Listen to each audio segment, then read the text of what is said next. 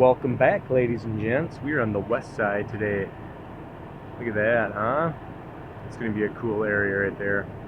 We're at a pre-close inspection, checking things out for the homeowner that is in another state. So let's go over some of my findings. Pretty minor stuff, you know, little nicks, dings, stuff like that.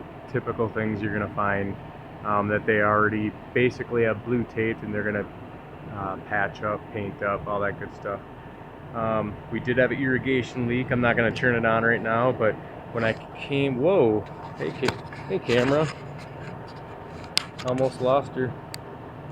All right, so right here,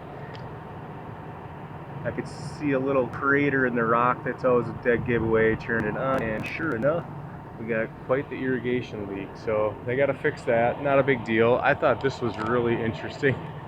So I don't know, I just like to pull on things, you know. I was like, oh, look at these handles, make sure they're anchored. Magnets. Good grief, what does this world come into? I mean, I get it, it's kind of convenient, but seriously, weird. So yeah, we got an irrigation leak. We come around the side here. Everything's looking pretty good.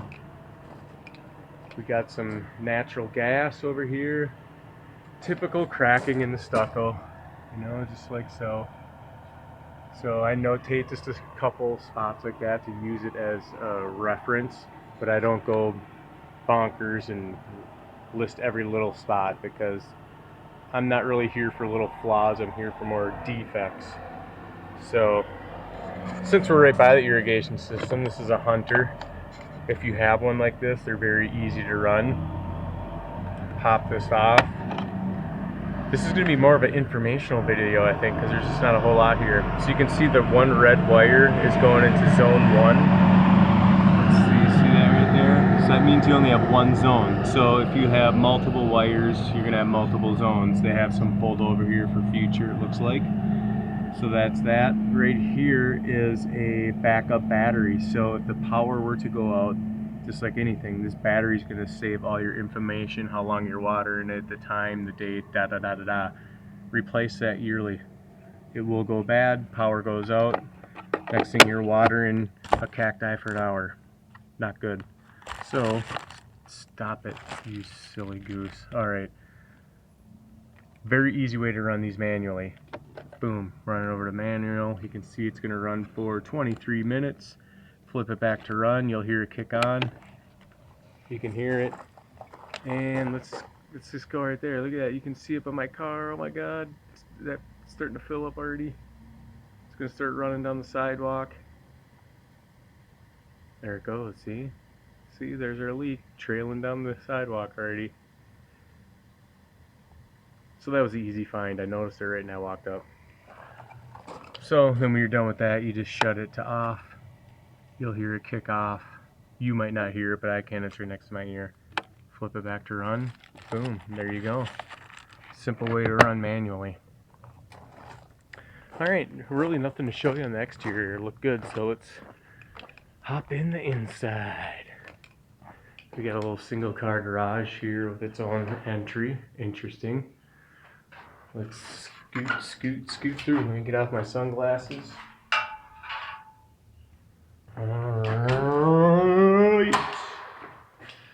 Alright, so irrigation was the one thing. They're easy fixes. It looks worse than how it is.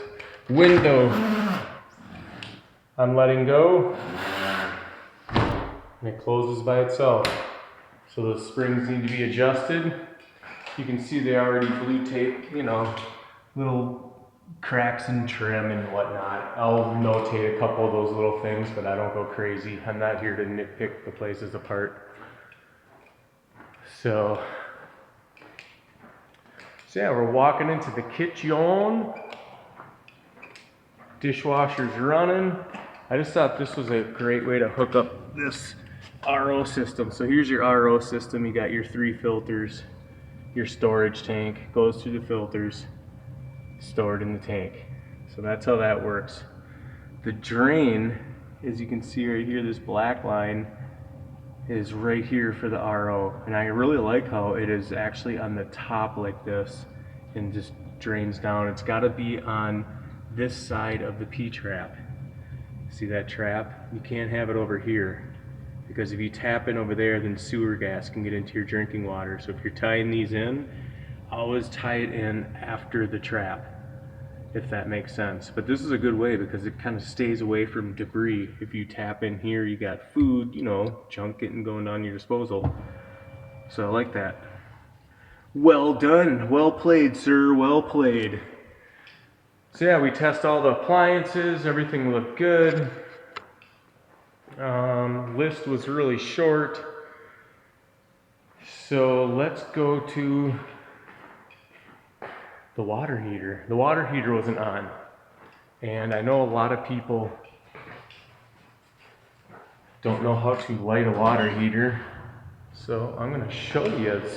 I'm gonna show you crazy kids.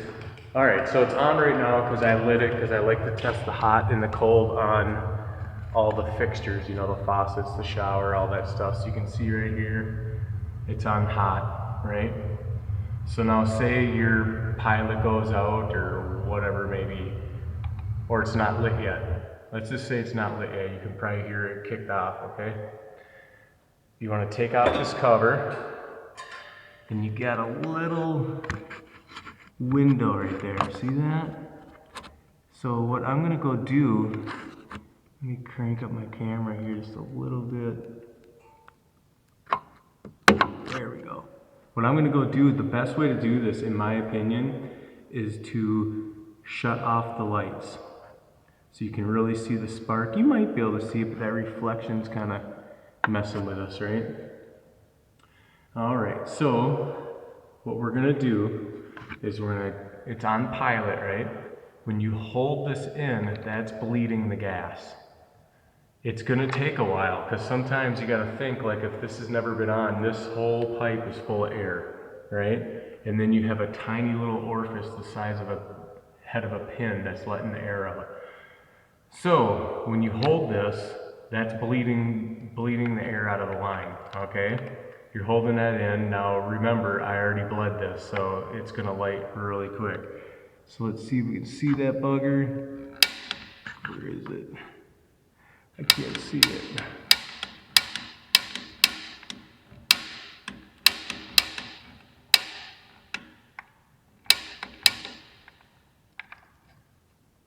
Why is it being so stubborn? There it went. Okay, it's way up there. There we go. So that's why you can, if it's dark, you can really see it. So you want to hold that pilot button in for a little while, because if you let it go, it's still bleeding air, so it'll shut off, and it's got to heat up that thermocouple. So we're gonna hold it for at least 20-30 seconds. You can let it go. There we go. See? Okay, I'm not touching anything. Pilot's on. We're gonna take this beast. We're just gonna move it to hot. You can do whatever you like for your own temperature. Now she's gonna light up here soon. Actually, I had it cranked a little hotter, so there it goes. Boom. It's lit. So super easy, quick rundown. This goes to pilot. Push in the button, hold it. Here's your igniter. Keep pushing the igniter just like you would on a grill. Some of them are automatic, but just keep pushing it. You'll be able to see it under theirs. That's why I recommend turning off the lights. It's very hard to see sometimes. Let's put that cover back on. All right, that's how you light a water heater, ladies and gents. Up there we got our little collar. Let me grab my pointer. Right there, see that bugger? It's supposed to be pushed up against the ceiling. We don't want those gaps there. That would be a fire hazard. Can draw fire in there. All right, what else do we got? I mean, not a whole lot, to be honest. Check the 220, run all the fixtures, super clean in here. One little minor thing, go to the faucets. She's wobbly. Needs to be tightened, both the hots. But otherwise, a nice place. Nice shower. I gotta crawl up in the attic yet. I haven't done that yet, so I'm gonna grab my ladder. If I find anything interesting, I'll pull up the camera. If not, then this will be the end. God bless America, guys.